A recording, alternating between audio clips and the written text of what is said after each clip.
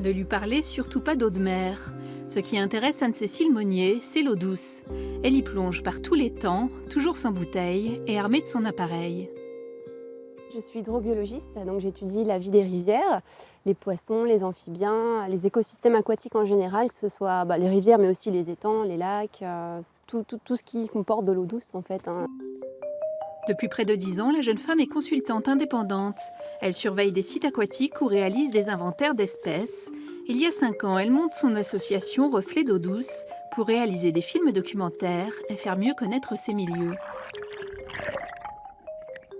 Dès qu'on s'immerge, au début on a l'impression qu'il n'y a rien autour de soi, mais si on attend quelques secondes, quelques minutes, et la vie se rapproche et par exemple des truites vont être assez farouches et c'est elles qui vont venir à vous.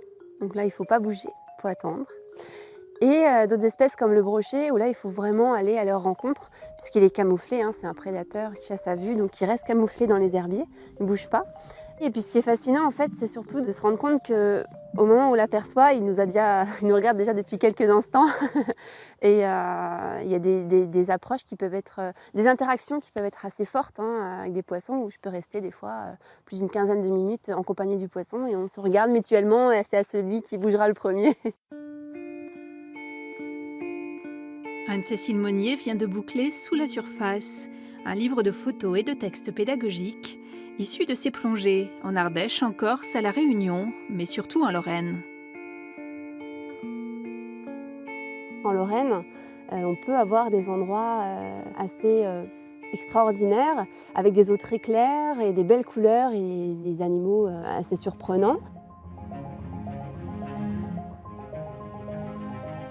Ces milieux-là représentent des zones humides et les zones humides qui ont disparu pour 50% en France depuis le dernier siècle sont des secteurs qui sont très riches en biodiversité et qu'il faut préserver. Le grand défi de notre siècle, hein, ça va être la gestion quantitative et qualitative de la ressource en eau. Et il va falloir qu'on réussisse à partager la ressource intelligemment, de manière adaptée par rapport à l'offre, hein, tout simplement. C'est vrai qu'il y a de moins en moins d'eau, il y a beaucoup d'usages et peut-être revoir des différents usages de l'eau. Une rivière en bonne santé, c'est vraiment le reflet d'une société qui adopte des mesures respectueuses envers l'environnement, mais aussi envers l'humain finalement.